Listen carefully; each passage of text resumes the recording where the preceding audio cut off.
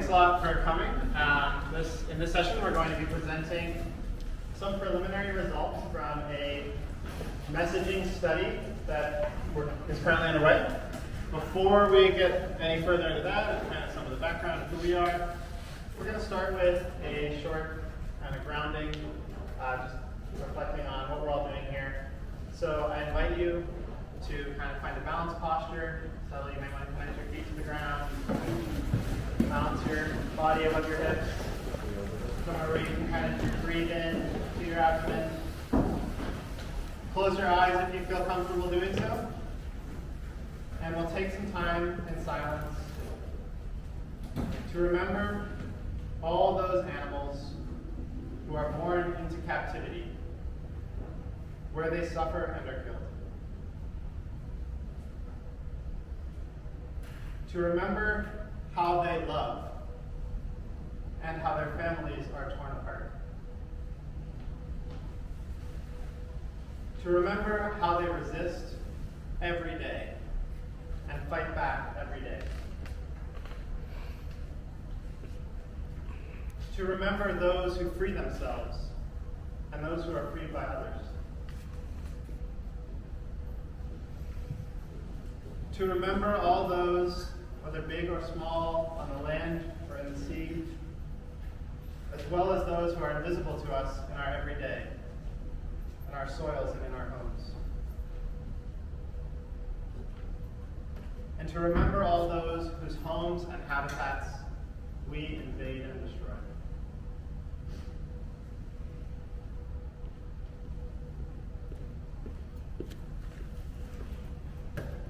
But also to remember all those who live free from human interference and oppression, and the possibility that this offers to all others.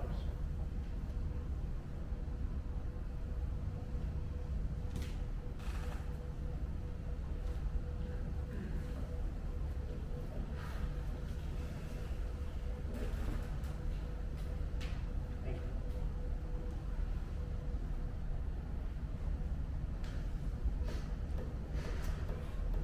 So once again, welcome. For folks who are trickling in, this is the Disgust, Futility, Togetherness, uncovering a new story for the animal freedom movement. And we are Pax Fauna. It's a relatively new organization, started up just in March. It consists of the three of us conducting research to try to design a new grand strategy for the animal freedom movement. And what I mean by grand strategy is sort of the way that all the different aspects of how we organize and operate fit together. So we'll be talking about one of these in particular today, which is messaging. But we're looking into new messaging. So specifically a message that builds support for collective action as a government. We'll say a lot more about this. And we're also, as an organization, looking at further into strategies. So while we're committed to confrontational, disruptive civil disobedience, we're also trying to expand the use of citizen initiatives, so citizen-led ballot initiatives in direct democracy, as well as guerrilla marketing in the animal movement. And we're also investigating and thinking about the way that movement organizations organize themselves internally. So just a little bit about us and where we're coming from. We'll just start with giving some context about how this research came about and what sort of inspired it. And first, I think it dates back to, there's a missing slide here. So myself, Aidan, Ramona,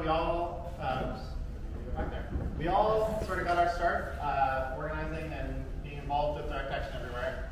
And from the beginning, DXC has one of its main goals has been to kind of shift the narrative of the movement away from a focus on consumer change and veganism and towards a kind of dialogue about systemic change. And from the beginning, we found that that's quite difficult. Like, even if you come to people and talk to them, try to talk to them about, try to insist that, veganism isn't what you're pushing and you're trying to, we're talking about something bigger, it's hard for people to kind of get that, because not only because of the messaging of the animal movement for the last decade, but for a number of other reasons.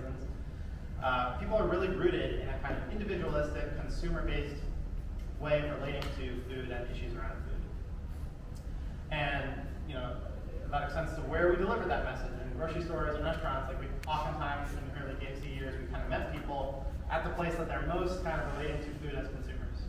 So one reason that we've kind of stepped back and have been doing this research is to try to figure out how can we actually articulate the issue of the issues around animals use for food in a way that helps people see it as a systemic issue and see that there's a role for systemic action, not just consumer change. And there's some research that's come out in the last couple of years that really, actually 4 or 5 years now, that really kind of highlights some of these paradoxes about how people relate to this. So on the one hand, surprisingly large numbers of people express really strong pro-animal views. In recent surveys, find things like 32% of people saying that all animals should have the same rights as humans. That's pretty, we might call that a pretty radical animal rights view. As many as 48% saying that all slaughterhouses should be closed down, or that supporting a ban on factory farming, and again a third supporting a total ban on animal farming. Even with slaughterhouses or animal farming, even when it's clear to them in the survey that means meat would no longer be available. So those are pretty astonishing numbers, I think, at least for me when I first encountered them. Well, how do we reconcile the fact that most of those people are still eating animals themselves? And in the same surveys, you can find 98% of people agreeing that eating meat is a personal choice and no one can tell me what to do. That's the standardized language in the survey. And then, different surveys will find different things, but I think if you look overall, there's really been no real increase in rates of vegetarianism, maybe a slight increase in vegans as a proportion of vegetarians over the last several decades, and probably even going back earlier. This is just a sample we were looking at. So how do we fit these two things together? Well, at first I think I was really puzzled by these, but it turns out there's a whole body of research that kind of exists to make sense of people looking at things in these different ways, and we'll call it, for our purposes today, we'll call it framing theory or political framing theory. And it's about how it's a theory based on cognitive linguistics, and it's about how when we look at one issue, we can look at it through a number of different lenses. And based on the language that we use, we'll look at it in very different ways through different values and beliefs and metaphors and ways of thinking and knowing that really kind of drastically change how we understand it. And because of these different frames that exist in our mind at any time, we can have really simultaneously what seem like contradictory views on the surface because we might be looking at something through a different lens. So just some examples of how framing works. Starting with the kind of very, very simple and basic. You've got 80% fat-free cashew yogurt. That sounds like oh my gosh, that's so much fat-free, but really if it's 20% fat, well, we know that's actually a pretty high-fat product. So it's a very simple framing effect. Getting more into the subtle, where the reality of framing tends to be pretty nuanced. The difference between a frame about this laptop is 20% off versus $120 off. On the surface, again, it might seem like, okay, I'm going to be able to figure out with a little bit of investigation that that's the same amount. But they really focus on different things. The $120, when I see that one, it kind of conjures for me like, oh, there's basically $120 going to appear in my pocket if I buy this laptop. Whereas 20% off actually focuses my attention on the overall cost of the product because I have to calculate it, which is actually reminds me like, oh wow, this is a really expensive purchase. These are functionally very different. So that's just some examples of kind of how frames work.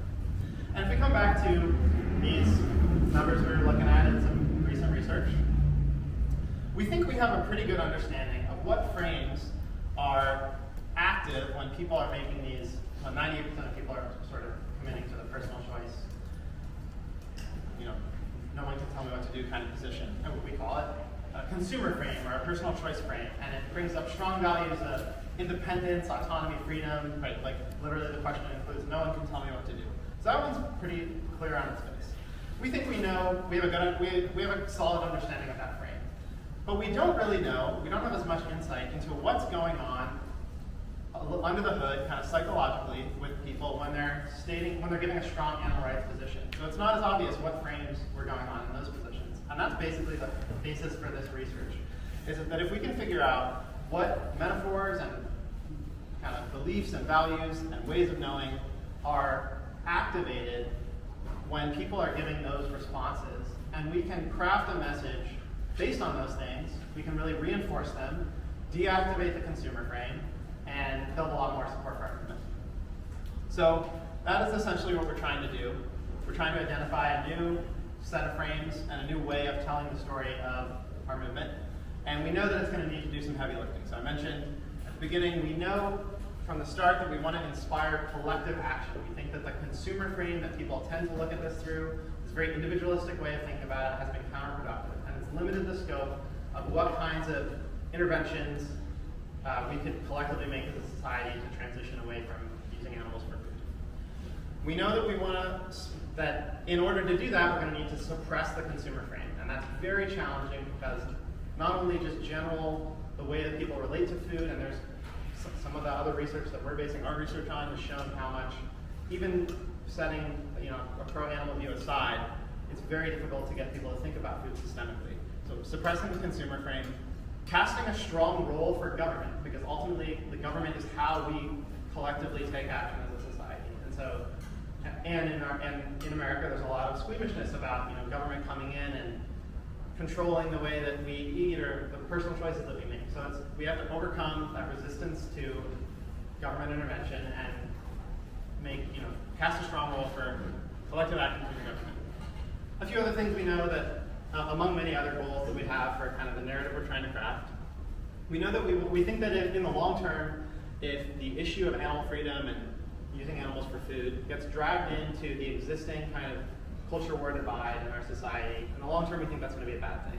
So we want to try to craft a message that doesn't seem like it's only appealing to one side of one kind of sector of the political landscape in our country. And finally, like I mentioned earlier, only, let's say 3 to 5, maybe 2 to 3% of society at most identifying as vegan. Interesting research that like most of them actually, people who identify as vegan aren't actually, will self-report that they eat meat still, and then maybe 5% vegetarian. Those are really small numbers, but a third of society is saying all animals should have the same rights as humans. And if we can reframe the issue so that those people feel like they can be part of the movement, that's huge. We can overnight, expand by a factor of 7 the number of people who see themselves as potential participants. So we want to expand the constituency. And I'll say a little bit about kind of how we're conducting this research and where it's coming from, and then I'm going to pass it off to my colleagues, Aidan and Ramona, to share with you some of our initial results.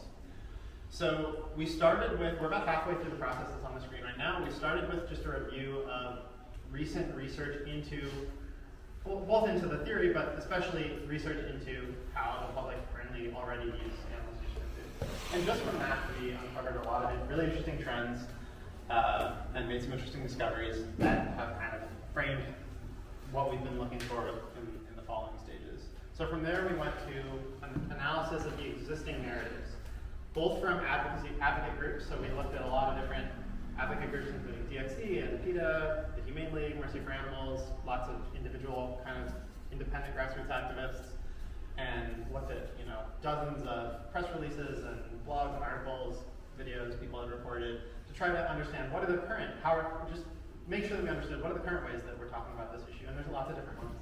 And we also looked at opposition narratives from advertisements from industry groups, and other narratives that exist out of the ether, just basically from a media analysis. So how's our side talking about it? How's the other side talking about it? How are people who aren't necessarily affiliated with either side talking about it? And once we were sure, once we felt confident that we understood all that, we moved on to the current phase, which is the one in the middle, inductive interviews. So we've basically been recruiting participants off of Reddit and running short interviews where we ask a lot of open-ended questions. So we're not going right now and testing, okay, does this narrative work better than that one? We're asking a lot of open-ended questions to try to see what's going on in people's minds when they are occupying a sort of pro-animal view. And we've been getting towards the end of that section. We've uncovered a lot of interesting things. And once we're going to do a little bit more of that, and then we'll move on to some final stages just to kind of confirm whatever hypotheses come out of that. So we'll be first crafting some specific narratives and testing them out in a focus group setting where we can see people interact over those narratives, and that's a much closer approximation of how a new idea that we introduce would actually land in society, where people engage with these ideas as social beings. And then we'll sort of finally test whatever new narratives we develop national survey against opposition narratives and as compared to other current movement narratives to see if we're actually getting an improvement on our goals of, again, inspiring collective action, government action. And just on the bottom of the screen, mention some of the organizations and previous research projects that have kind of inspired and informed the way that we're conducting research. So with that, I'm going to pass it off. Hello, everyone. So I'm going to be talking about futility and togetherness. I'm assuming you know what these words mean, maybe not exactly in the context of our research. So hopefully by the end of my little segment here, you will understand that in the context of our research. But before we get into that, I just wanted to talk a little bit about a predominant feature of our movement in terms of messaging. So I'm not going to talk about the movement as a monolith that all uses exactly the same messaging. But one feature that we see pretty consistently across different groups that are, animal rights groups, is that we try to convince people that animal farming is harmful, right? We try to really, sell this idea that we're harming animals and it's unnecessary. It's an industry that has far-reaching negative effects. But people tend to already know, and I'll get into that in a minute. So one of the tools that we use for this are videos and imagery. So you can kind of think about that as the cute and the word. So we show really cute videos of baby pigs playing to show that they have this experience, this joy for life, that they're cute, and then their worth are compassion. And then we also show a lot of really, really tough imagery, whether that is in leafleting or something that we show at a Cube of Truth, these slaughterhouse videos and factory farm videos. And it's moving, but it's not quite moving enough. So a lot of the participants we talk to, right, they already have this idea of animal agriculture as being an industry that is incredibly harmful, and most of them had some kind of exposure to these kinds of videos and imagery. And while they did express guilt, distress, sometimes remorse, defensive mechanisms really come up. So this next slide is going to have some quotes on it. So I'm going to be asking the volunteers, so better raise your hands, just to read some of these quotes. So these are quotes, people talking about their experience with content, information, imagery. Can I get a volunteer for the first quote? I was a vegetarian at one point, so it upset me enough to become vegetarian for a while. But eventually, I didn't end up staying with it. Yeah. Quote number 2, top right. Can I get someone? Yes. There's a saxophone, I think, and the cows really enjoy it. I guess there's the potential for them to be looked at as just more than just a tool for consumption. Thank you. Bottom left. Yes. I just feel discomfort generally, trying to reconcile the nature of needing to eat without loving animals, and so I get uncomfortable with that for sure. And last quote. Yeah. But to tell you the truth, I think that those documentaries have a somewhat short effect because nobody that I know said they were going to go vegetarian, was still that way after a week. Sure. So this fourth quote on the bottom right does a good job of summarizing that, right? People talk about moving experiences that they have, and this kind of short-lived push, like I want to go vegetarian, I want to cut these foods out, I want to change, and not kind of being something that's short-lived. And of course, being vegetarian or being vegan isn't the only metric when we think about animal-friendly beliefs and behaviors, right? So that's, we think people with animal-friendly beliefs and behaviors, that would be a base of passive and active support for animal protection, for animal rights. That's not the only metric, but we tend to find that people, especially participants that we talk to, used to be vegan or used to be vegetarian. It's not just that they no longer engage with that behavior of forgoing animal products. It's also that they have found a way to remove themselves from those animal-friendly beliefs as well. And so a lot of that manifests as justification. I really doubt that this slide is going to surprise anyone. These are a lot of the things that we're very used to getting thrown at us. These are exactly the things, if you've ever been to a Cube of Truth, you know exactly how to break down each one of these arguments. So on the far left, we have culture and tradition. And that actually came up most frequently as a justification. And people talk about culture and tradition in terms of American culture. And then sometimes they'll talk about it in terms of the culture of other countries. So maybe my parents are from Ecuador, or they're from China, and we have certain foods that we eat that are really important. So I'm going to look for volunteers for these quotes as well. So I'll just start with the culture and tradition quote on the left. Anyone? Yes? I think there are some dishes that have cultural features that I like. I don't think I'm an awful person for eating lamb on one side. There you go. Thank you.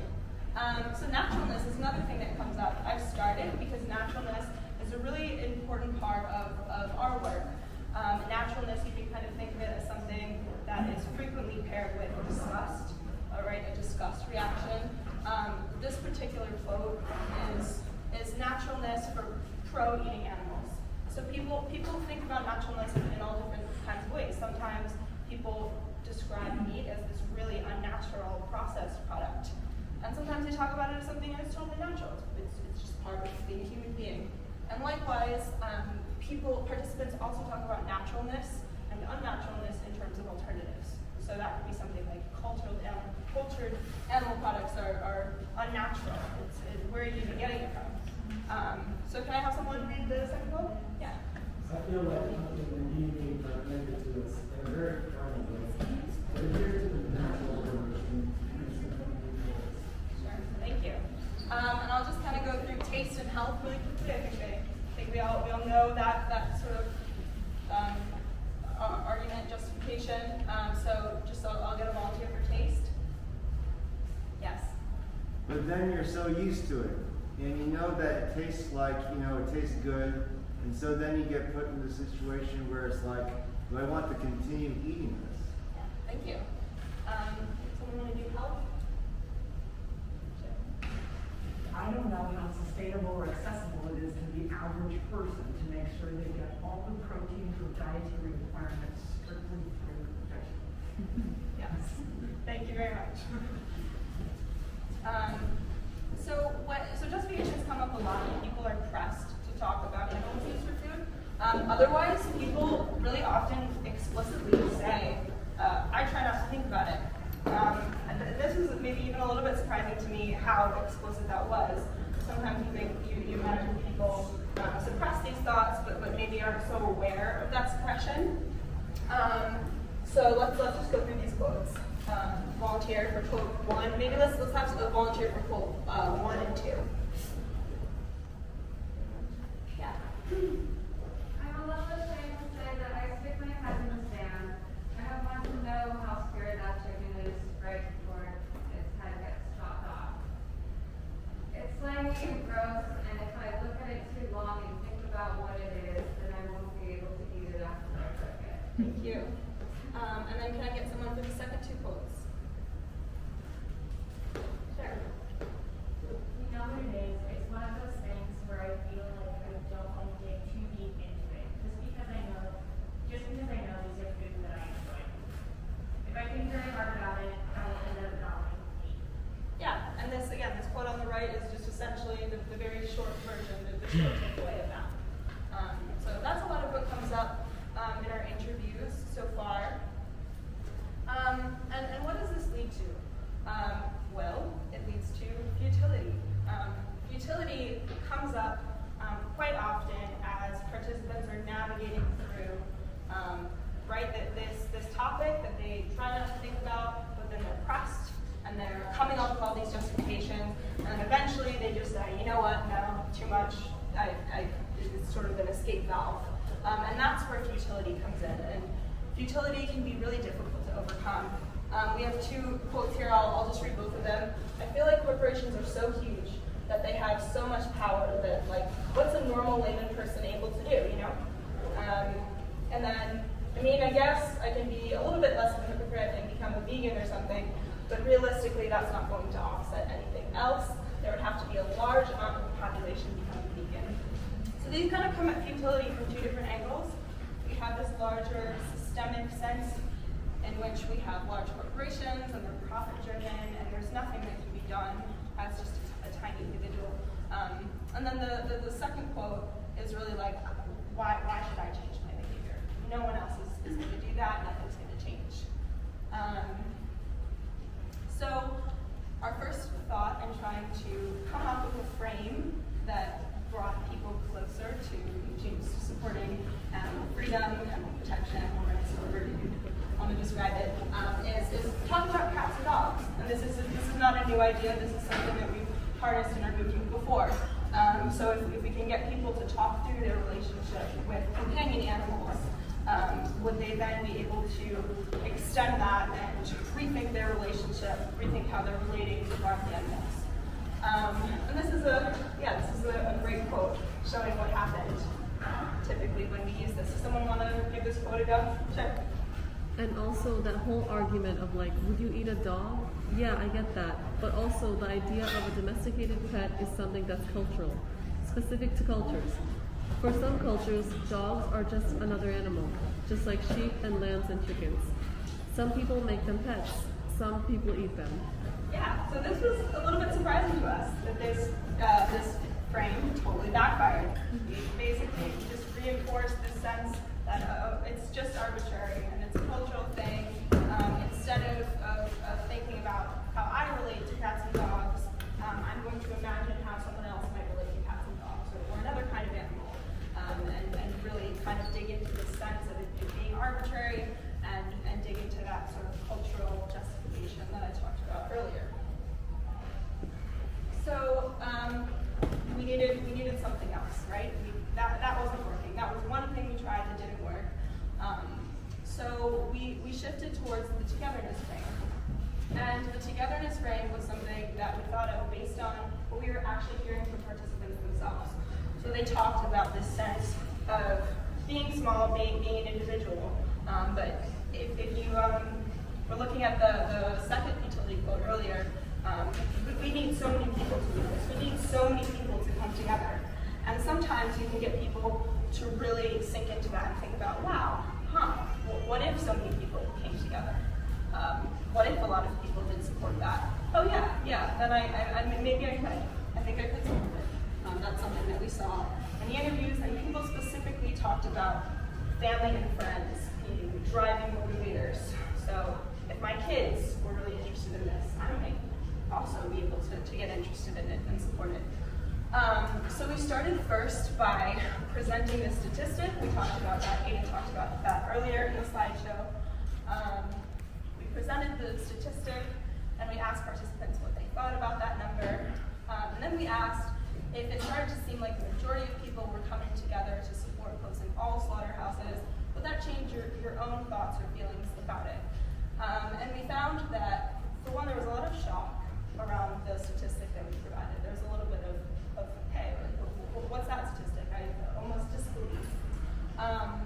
And then we also found in the question that it was almost too explicit, right? People coming together to support closing slaughterhouses.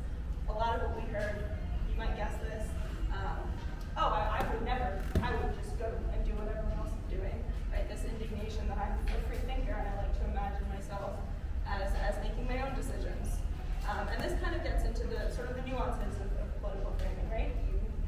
You're using a frame, and it does depend on how explicit you are and exactly how you phrase something, and it can drastically change the results you get. So we shifted from there to this question. After this question comes towards the end of her interview. Imagining a scenario where consumers, food producers, restaurants, and grocery stores work together to phase meat out. Would you be in favor of a complete transition away from killing animals for food? And again, we're in early stages of our research. This was just in our 5th round, and we got really great results with this question. We had basically everyone that we talked to say, yes, of course, this is something that I would support. And definitely some ambivalence, which I'll talk a little bit about when I show you these quotes. 4 more quotes to read. We can start with the top left. Any volunteers?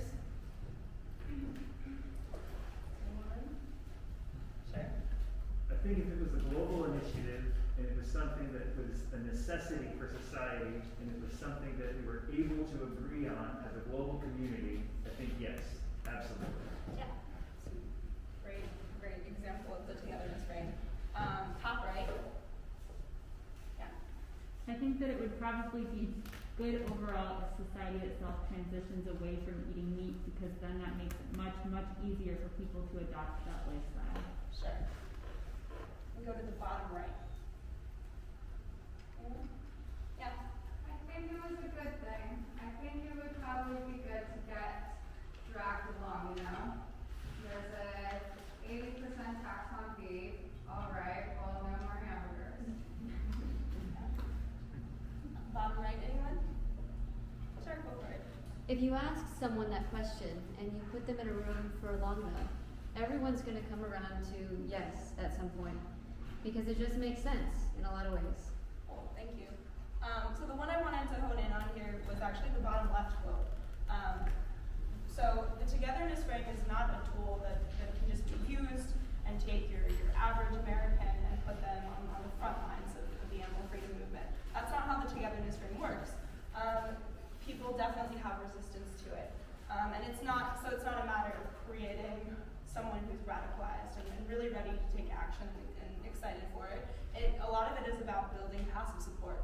And this quote is just really incredible because someone's able to kind of come around through the interview and actually imagine, yeah, you know what, that's a good thing. And I have my reservations, but I can definitely see how that's a good thing. And that's sort of the beauty of the togetherness frame. And one other thing I also wanted to mention before passing it off to you, alternatives are a big part of what people talk about. And the togetherness frame really asks people to lean into the future and imagine a coming together of society. And alternatives are an important thing that participants themselves bring up to imagine that possibility in the future. So that can be a lot of enthusiasm around cultured meat. We definitely saw some enthusiasm along with other things. And then also just a recognition of the development of plant-based foods, right? Plant-based foods on the market as something to look for, as hopeful, as a sign that yes, this is possible for us to do all together as a society. So with that, I'm gonna pass it off to you. We've been giving you a lot of information. We're going to keep giving you a lot of information, so I'm going to propose a 30-second stretch break. If you'd like to stand up and just give your body a little chance to move around. Reach way up high. Try not to hit the person next to you. Push back. Shoulder rolls. Oh, put the tops in there. Okay. And when you're ready, you can take a seat. Whoops, I put the button I didn't need to click. Here we go. We'll talk about naturalness, defensiveness, disgust, some things that are interesting else that we have found. So, first thing I think we're all really familiar with is defensiveness. Like, if you've talked to anyone ever about even the fact that you're vegan, you've probably encountered some defensiveness. The way the research talks about it is by using these phrases implicit and explicit guilt. Implicit guilt, if you've ever taken one of those like racial bias tests, you know how they have the two ideas on the one side and then two ideas on the other side, and they kind of test how quickly you can associate them. Implicit guilt tests work that way. So they have these word association tasks that let researchers know how much kind of implicit guilt you're feeling. And then explicit guilt is just, I ask you, do you feel guilty about this? Scale 1 to 10. When those two levels don't match up, we call that defensiveness. Somebody's showing guilt, but they're not reporting guilt. And those are people who are giving you a lot of defensive mechanisms too, right? They're giving you all the justifications and they're really mad, denying that they're having any feelings about the situation. And there are a couple of different interventions that were found, this is other research, that helped defensiveness, that kind of reduced levels of defensiveness, which meant that the explicit guilt got a lot higher. That people who had a lot of implicit guilt were also saying, yeah, I feel really guilty about this. Like, yeah, this really sucks. This is a big problem. I feel bad when I eat meat. I feel bad thinking about this. And one of those, this is the text that we included in our research. So we asked these questions. Most of our questions were open-ended. We're kind of trying to get out information. These two were kind of trying to tamp down defensiveness. We're trying to open them up to tell us more. And so a values affirmation exercise. We ask first about the values. Like, so when you think about the animals you've eaten in your life, the animals used for food and your choices, what would you say is the biggest value you think has been violated? And that kind of lets people think about what kind of person they want to be, what kind of things they value. And then we'd follow that up with like, let me know about a time that's where you did uphold that value. Tell me a story about when, okay, you're saying compassion, you're saying integrity. What's a time that you really showed up for that value? And that kind of lets us connect on this level of like affirmation. Like, yeah, of course you're a good person. Of course you care about things and you don't mean for animals to suffer. This was an intervention that in the research lowered defensiveness. Affirmations also are another intervention that did the same. So we would ask, do you think it's important that people acknowledge that meat eaters are good people who deeply care about animals and don't want them to suffer? And that acknowledges it, which we don't do a lot. That like, we're talking to good people. We're not talking to people who want animals to suffer, who are signing up for this on purpose. And related to all of this is disgust. I call it tried and true because I think we know about disgust. I think that when we show slaughter videos and we show all the gross stuff, when we talk about E. coli or we talk about parasites, we're really trying to harness disgust. And I think we know intuitively that disgust speaks to our bodies. It's not something that is really intellectual. It just kind of gets past defensiveness. It gets past all the different thoughts that we can have about health and micronutrients and gets right to kind of our gut. And I say that it influences our day-to-day decisions in a way that our higher values don't. Like if I go to a protest or I decide kind of where I want to donate my money, like maybe I'm thinking about self-transcendence. Like maybe I'm thinking about purpose and meaning and what the kind of person I want to be. But that's not how I go through my life most days, right? Like I'm kind of going on a more instinctual, more routine level. So disgust can kind of speak to this sort of primal, this kind of animal self of ours. And so these things kind of relate because when we show the slaughter videos, when we talk about the parasites, we're kind of transparent about what we're doing, right? Like it's kind of obvious to the people that we're talking to that like you should feel disgust while I'm speaking. You should feel horror. And when I say you should do this thing, you say no, I don't want to do that thing. You get defensive. So this was a really interesting study that kind of dealt with that. Because in our research, in what we've seen, there's this food-animal disconnect that comes up over and over again. And we would, at one point, we would ask, so talk me through your process. So you told me you saw these graphic videos. What's your process like at the grocery store? They say, oh, I don't think about it. Like, I think about animals when I'm watching the videos, and I feel really sad. And then I think about food when I'm at the grocery store, and I feel like, well, okay, well, what's Wednesday? What are we going to eat for dinner on Wednesday?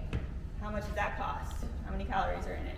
It's just a completely separate amount of thinking, completely separate frame, completely separate types of thoughts happen when we're at the grocery store and the restaurants versus when we're at the YouTube and watching slaughter videos for some reason. So this study showed these two pictures. And to me, these look like industry advertising.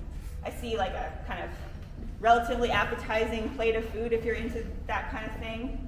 I see a picture of a pretty healthy, young-looking cow who's, treated well and probably fine. And it turns out that the people who saw the top picture as opposed to the bottom reported increased disgust when thinking about animal products. They reported not wanting to eat meat because it was just, it's subtle, right? It's not like, you should be really grossed out by this. It's just like, meat animals. Remember, you know meat animals. Everybody knows meat animals. It's just, it's brief. It's brief, it's subtle. It's not too in your face. And it was a way to kind of invoke disgust without getting that defensive reaction that some of our advocate materials did. So I think that's really interesting because we do a lot of animal pictures, right? Like you see a lot of like happy animal pictures and like sad animal pictures in the movement. And we shy away from, of course, we don't want to show animals as objects. We don't want to show animals as meat because how objectifying, how disgusting is that to us? And when you pair the two, when you just have that subtle reaction, that subtle reminder, meat is animals, it can have more of an impact than we can quite notice. So I'm going to do the same thing with this. I'm calling it a double-edged sword because clean meat can also invoke a disgust reaction. It's not natural. A lot of even just beyond whatever, they're like, I can't do veganism. It's way too unnatural. I've heard that quite a bit lately, especially. So let's hear antibiotics and hormones. We got. Yes, thank you, Chris. Humans are depending too much on all these different chemicals for everything. We're getting away from basic nature. Yeah, so we hear about chemicals, we hear about antibiotics and hormones and all these different chemicals, and I don't want those, I want natural. Really common kind of way that people are rejecting animal products is by thinking about all those gross chemicals that are in them. A room to roam. Yes? I would love for it to be as natural as possible, having enough land for cows and chickens and pigs, feel comfortable and graze. Yeah, they don't like to think about animals confined. They don't like to think about the unnatural ways that animals are living for them. Really want natural food. Unnatural meat? Yeah.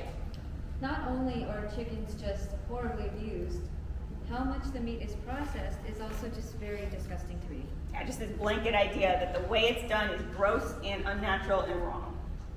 And now are rejecting clean meat. It's going to be our, yes. At least if they're thinking about slaughtering animals, the deal. But with that one, you actually know where it comes from? Yeah, and I think we've all heard a bit of this. That, I want to know where my food's coming from. I want to be able to recognize the animal behind it, not the laboratory. Something like that. So we found some interesting knowledge gaps also. Some places where we really thought people knew stuff and people didn't really know stuff.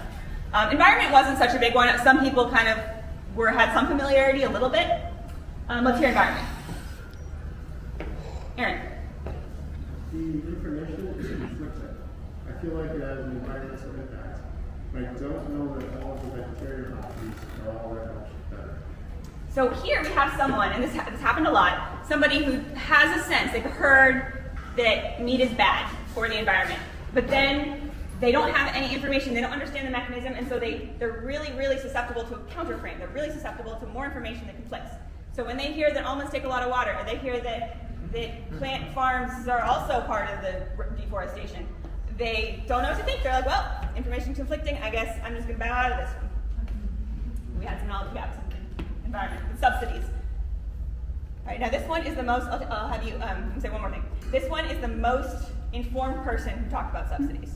I cherry-picked this quote to be like the person who knew the most out of everyone. Let's hear it. I do know that they exist. I don't know how much. I think they give them more than they give them. So it's like a scholar. Like no one knew anything at all. It's like even that they existed. Like nobody was like, what's that? So huge knowledge gap on subsidies.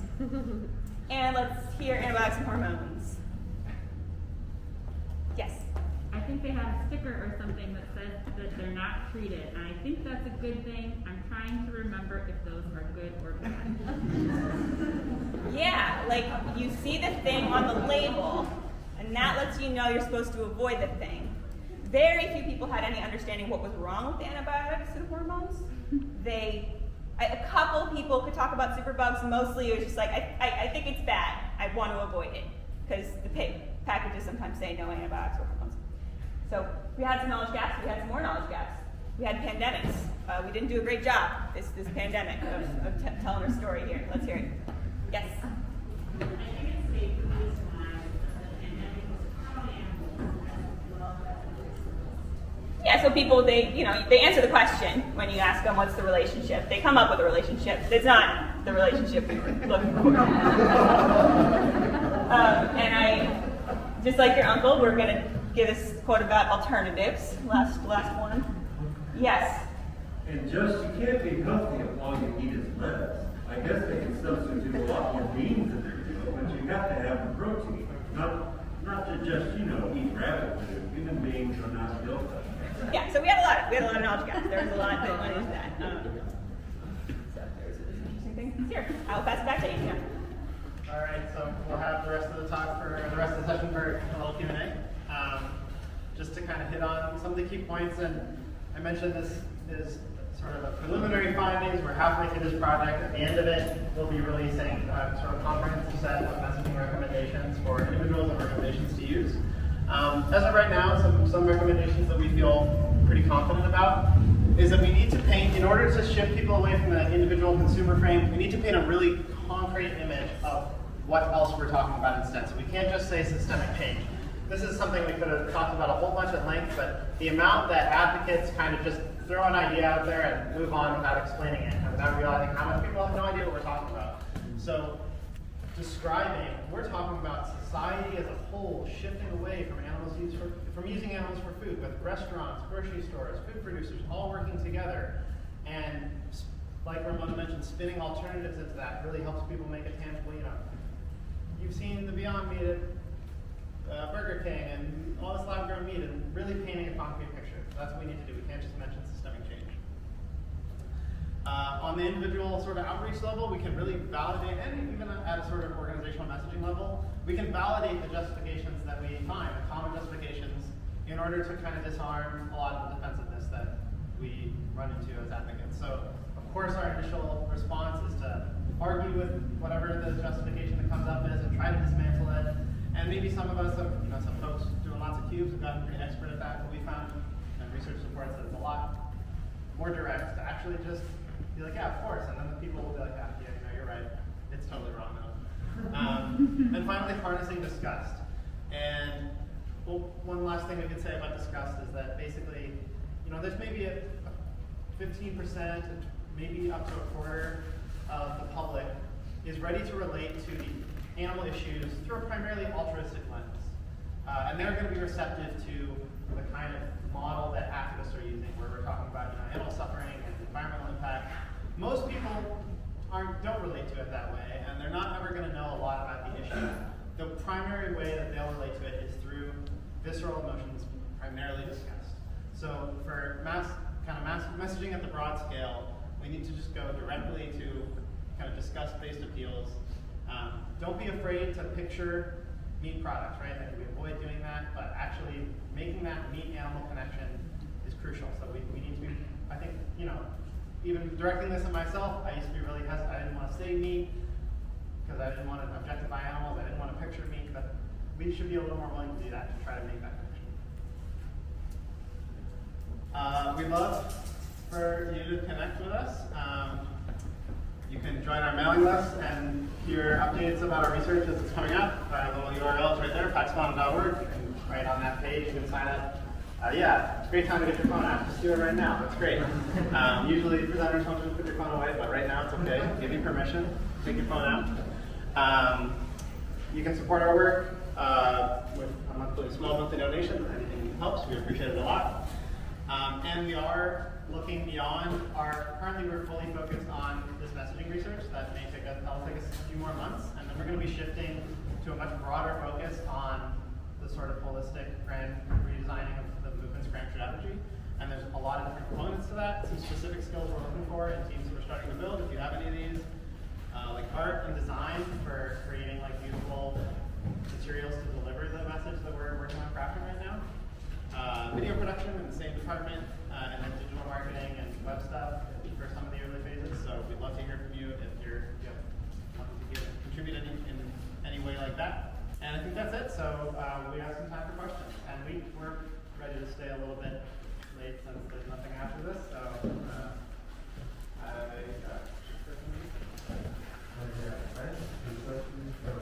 First one is, how can you guys say animal programs instead of animal liberation? And then the second one is, do you guys have any buzzwords or key phrases you think we could use to paint this systemic change picture for the public? Great question. So one of the researchers who has really inspired and informed our current research is actually he's at UC Berkeley. His name is George Lakoff. He's a cognitive linguist. He works in, he's sort of one of the pioneers of bringing framing theory into the political space, political messaging. And one of the questions he gets asked all the time is, what's like the right slogan? What's the buzzword? And his answer is, slogans in and of themselves aren't worth anything. The point, a slogan is effective when it's pointing to a story that's been written into people's brains already. So frames literally are like cognitive architecture in our brains, and you can point to them and say, like if I'm using language that activates a specific frame versus a different frame, I can see in an MRI like different parts of that person's brain lighting up. So we have a lot of work to do before slogans are going to be very effective for our movement. That said, we're not trying to necessarily create new frames. We're trying to identify what frames that people already have, and they're not necessarily animal, specific frames. They're not frames that only relate to this issue, but what frames can we use to get people to see through this issue? So that said, We use animal freedom instead of animal liberation. It's a great, I'm glad you noticed when asked. We're not necessarily recommending that yet. We do think we have a sense of, I'll speak for myself, I know I'm a little squeamish about liberation. I think it's a very kind of political left signaling word that alienates people sort of more across the political spectrum. For now, I like freedom because it has that broader appeal, but later in our research, we're going to be looking at like specific words like that in a lot more depth. So short answer is, I don't think we're quite ready to recommend any like slogans or words yet.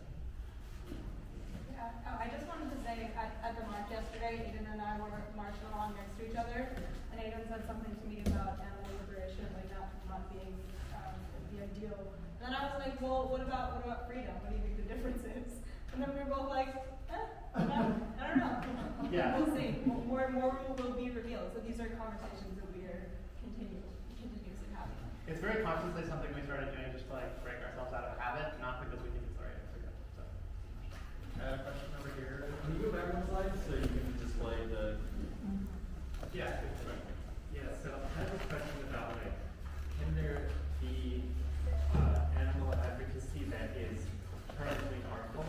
So, for example, is there advocacy that could erode that like 36% support of like banning like exploitation of animals or whatever the phrasing was? It's like I worry about that. Like some people say, well, maybe like certain forms of activism could permanently bias like people that receive it against like future messaging.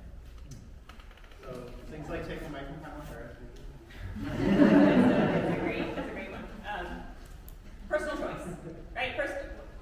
Everyone has a choice to do what they want with their own body. Personal choice, like I get to choose what to buy at the grocery store. Anything that emphasizes personal choice, making different choices, I think is probably doing some harm.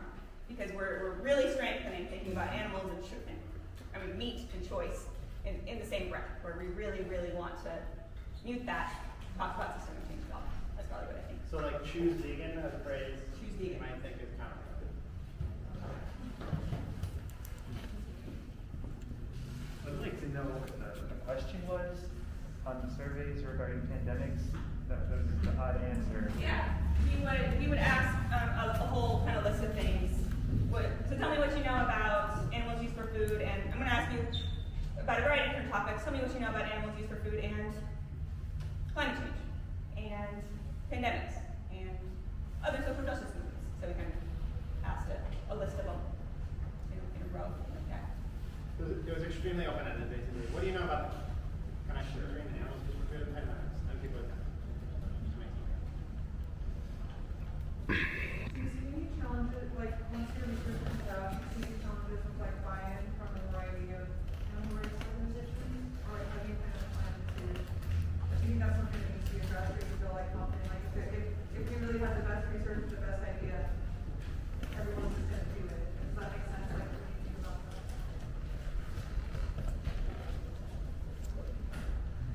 Okay, yeah, that's a great question. So I wouldn't necessarily, first of all, I wouldn't necessarily say that whatever we end up offering is going to be the right message for every organization. Like the message is, and this is sort of what I mentioned at the beginning about grand strategy, like the message is very closely related to what strategies the group is using and what its specific subset of the thing it's targeting.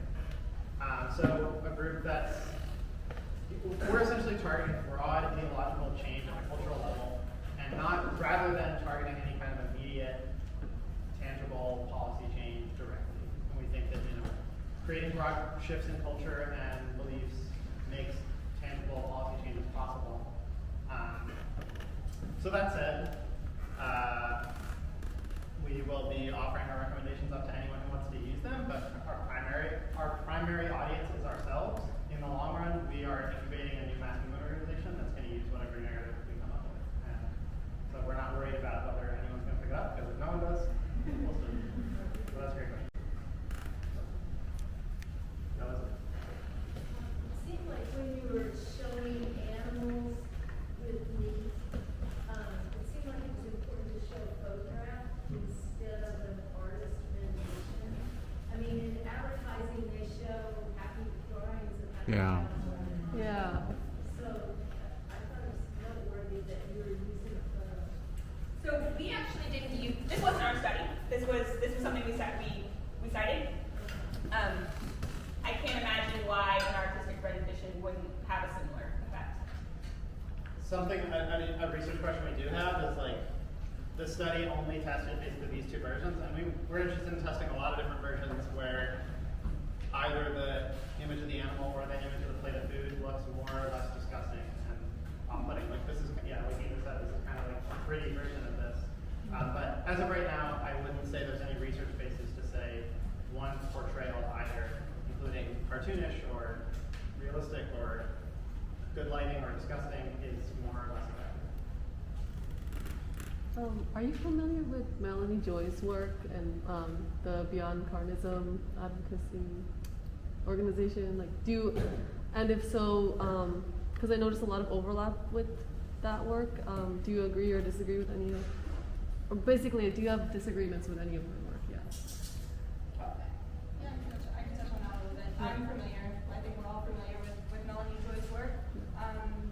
And yeah, I don't want to like speak for all of us at the same time, but I think her frame of carnism as being naming this problem with being a society that objectifies animals and eats them, and it being part of this ideology called carnism. I think we definitely see some value in that. I think more of like where our critique has fallen in terms of Melanie Joy's work, and she talks a lot about disgust as well, which is something that we're very interested in. She talks about disgust as a moral emotion, and the flip side of carnism that Melanie Joy talks about a lot is veganism, and that's more of where our pushback is, because we think that frame of veganism as the soldier against the kind of carnism ideology is not like particularly helpful. It leads itself more into the consumer frame, which we've been talking about a lot. I just want to name that it is about the time that this board will be wrapped up on schedule, so we will not be offended if anyone needs to get up and leave. Is there anything else I should say about it being over? Yeah, sure. I think a quick one for on the announcements so people can read it and work here. Sorry, easier to move the mic. So today's main program after this is over, as Aidan said, and then there's a chill community and social event happening at Lake Mayor starting at 5 p.m. and you can find the exact location in the app. And I suppose we can finish the Q&A now. Thank you very much.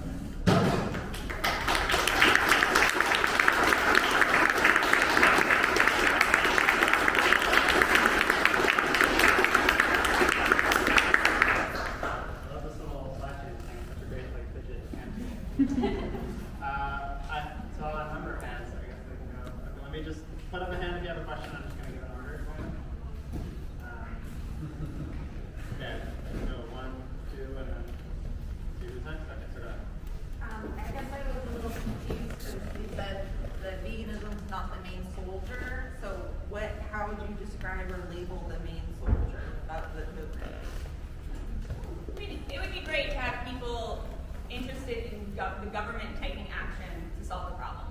But this is something that needs to be solved systemically. I mean, imagine the way that we think about healthcare. We don't talk about kind of the choices you make when you go to the doctor. We talk about a huge systemic problem that the government is in charge of. So having actual initiatives that maybe are valid initiatives or related to lobbying would, be your ask to actually take some political action rather than individual consumer change. Yes, there's a lot of people who will say like, well, I won't make the change myself, but if it was in front of me on like a vote, I would vote to like remove that choice from myself and transition society away from eating animals. And that's at this point, like something like the population of the world grows something like 200,000 people every day. Like we're not, unless we're veganizing 200,000 people every day, which we're not anywhere close to doing, then we're losing ground on that front. But if we're essentially harnessing collective action. Does that answer the question, or? Yeah, so is it kind of like into recycling versus environmental policy change? Yeah. Okay. That's good. I think next time. So I guess it was wrong to assume that the larger animal rights organizations have done this research. That's a great question. There is. Where you came across in one There's definitely lots of research that happens in the animal rights movement. There's numerous organizations that exist purely for the sake of doing research. That research could, covers a broad range of research questions. If we look at the subset that is thinking about messaging to the public specifically, which is actually a small percentage, like there's lots of other questions about a lot of the research concerns, like what would be the most effective, like welfare reforms in terms of improving animals' lives or in terms of driving the cost of animal products. Lots of the research looks like that. So if you look at the research that is focused on messaging, I think our feeling was that it's fairly, not to have this be a put down at all, but it's fairly like surface level. Like it's a lot of asking people kind of questions about what they do or don't support, or essentially trying like different ways of framing it, different ways of talking about the issue, or different objectives, and seeing which ones land better. And there hasn't been a lot of this kind of research, which is starting from the opposite direction, like really asking people to speak, like how do you see it? There's been some. We looked at definitely a few studies that used, and actually none of them were affiliated with large organizations. They were all kind of coming out of universities that started from like an interview focus group setting and were more inductive, meaning like kind of drawing out people's views rather than testing how they respond to something that you're offering. But yeah, basically, no one. We were unable to find anyone who had a research question fundamentally. I mean, as somebody who comes from one of those organizations, it's been done like by trial and error instead of by research. Yeah, I want to thank you all for doing this research. It's really cool. That togetherness frame makes sense for me because I think if you ask people like, hey, why are you not plastic free, right? Why are you still consuming plastic? I think we would have a similar answer. It's like, if I do it by myself, how much of a difference is it going to make? So I think we're all guilty of that justification, just another realm. I'm just wondering, like, what the next step is. How have you measured, or like, does it actually lead to people supporting policy, or like, what's the measurement at the end? Like 6 months afterward, are they supporting policy? Are they calling their senators? Are they marching? Are they having consumption change? Like, have you measured that, or how do you plan for it? We're very early in the research, and so like the togetherness frame is really like exciting. I would say it's our most exciting lead, but there's a lot still to tease out with that and figure out. So far, we found that people largely have enthusiastic or at least ambivalent support of protecting animals. And we asked, one question that we asked is like, would you support government intervention to close slaughterhouses? Or like, what government intervention? In earlier iterations, we asked, what government intervention would you support? So we definitely intend to follow up on that. But I think it's kind of too soon to say exactly what kind of results or specific actions or pieces of legislation that people would support after like having this exposure to the togetherness.